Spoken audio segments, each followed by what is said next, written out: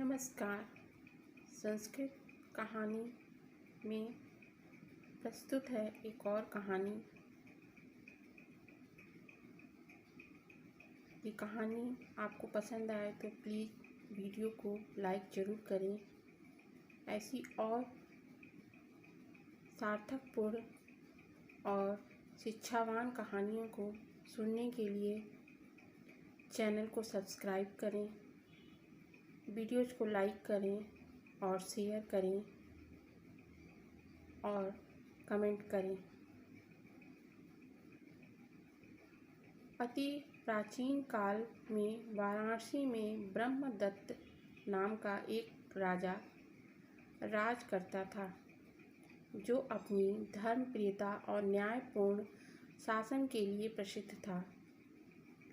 उसके समय में बोधिसत्व एक ब्राह्मण कुल में पैदा हुए थे। कुछ बड़े होने पर उन्होंने अनेक शिल्पों का ज्ञान प्राप्त किया। फिर ऋषि का रूप धारण कर वे रमणीय हिमाचल प्रदेश चले गए और कंद मूल फल आदि का सेवन करते हुए तपस्या करने लगे। ब्रह्मदत्त विवेकशील राजा था। वह सत्य असत्य उचित अनुचित का सदा ध्यान रखता था। वह ऐसे व्यक्ति को ढूंढता था जो उसके दोषों को बता सके। प्रशंसा करने वाले तो सभी थे, दोष बताने वाला कोई नहीं मिलता था। अंतःपुर, राज दरबार, नगर के बाहर सभी जगह लोग राजा के गुणों का बखान करते थे, पर उसके अवगुण बताने वाला कोई नहीं था। राजा ने सोचा कि कोई ऐसा व्यक्ति मिल जाए जो उसके दोष बता सके। अतः वेश बदलकर वह पूरे राज्य में घूमा, पर उसे अपना गुण ही सुनने को मिला, दोष नहीं। फिर वह घूमता हुआ हिमालय प्रदेश पहुंचा। घने जंगलों और पर्वतों को पार कर वह हिमालय पहुंचा। वह हिमालय प्रदेश में स्थित बोधिसत्व के आश्रम पर जा पहुंचा। उसने उन्हें श्रद्धापूर्वक प्रणाम किया। बोधिसत्व ने राजा का कुशल क्षेम पूछा।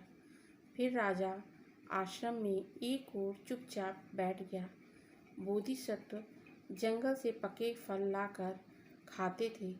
वह फल शक्तिवर्धक और शक्कर के समान मीठे थे।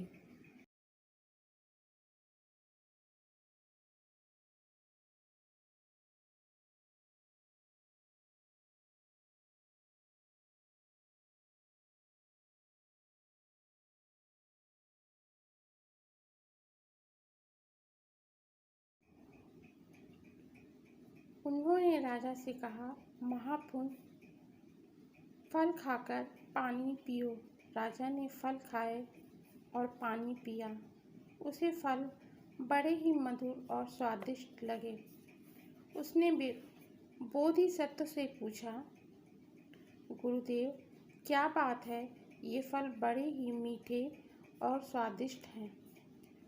महापुण्य राजा निश्चय ही धर्मानुसार और न्यायपूर्वक राज करता है, उसी से ये इतने मीठे हैं। राजा के अधार्मिक और अन्यायी होने पर तेल, मधु, शक्कर आदि तथा जंगल के फल फूल सभी कड़वे और स्वादहीन हो जाते हैं।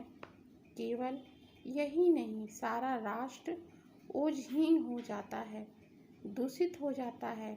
राजा के धार्मिक और न्यायप्रिय होने पर सभी वस्तुएं मधुर और शक्तिवर्धक होती हैं और सारा राष्ट्र शक्तिशाली तथा ओजस्वी बना रहता है। गुरुदेव, ऐसा होता होगा।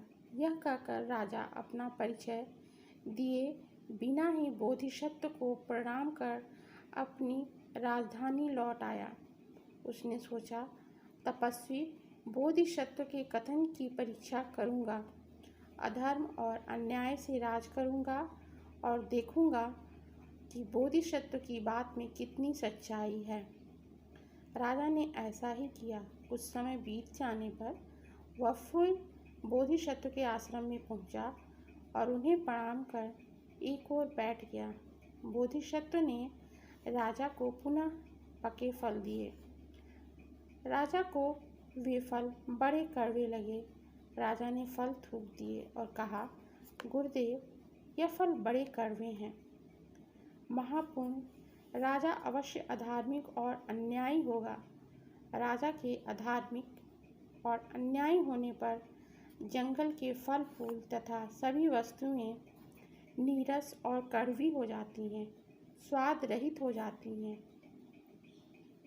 यही नहीं, सारा राष्ट्र ओज रहित हो जाता है। राजा के द्वारा और जिज्ञासा प्रकट करने पर बोधिसत्व ने कहा, गायों के नदी पार करते समय यदि सांड टेढ़ा चलता है तो सभी गायें टेढ़ी चलती हैं और मार्ग से भटक जाती हैं।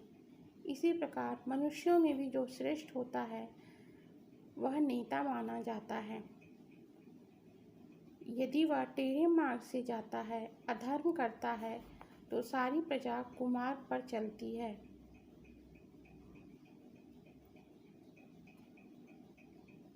और अधर्म करने लगती है। राजा ही नेता होता है। राजा के धर्म विमुख होने पर सारा राज्य दुख से भर जाता है। गायों के नदी पार करते समय यदि सांड सीधा चलता है तो नेता के सीधे जाने के कारण सभी गायें सीधी चलती हैं और नदी पार कर जाती हैं। यदि राजा धर्म का अनुसरण करता है तो शेष प्रजा भी धर्म का मार्ग अपनाती है। राजा के धार्मिक होने पर सारा राष्ट्र सुखी जीवन जीता है। बोधिसत्व से यह शिक्षा प्राप्त कर राजा ने अपना परिचय दिया और विनयपूर्वक बोला, गुरुदेव, मैंने ही फलों को पहले मीठा और फिर कड़वा किया। अब फिर उन्हें मीठा करूँगा और कभी कड़वा नहीं होने दूंगा। यही मेरा संकल्प और व्रत है। बोधिसत्व को प्रणाम कर राजा राजधानी लौट आया। वह पुनः धर्म और न्याय के साथ राज करने लगा। उसकी प्रजा फिर से सुखी हो गई। प्रस्तुत कहानी एक जातक कथा है जो कि हमें धर्म और न्याय के पालन पर जोर डालती है। इस कहानी का शीर्षक राजधर्म है। धन्यवाद।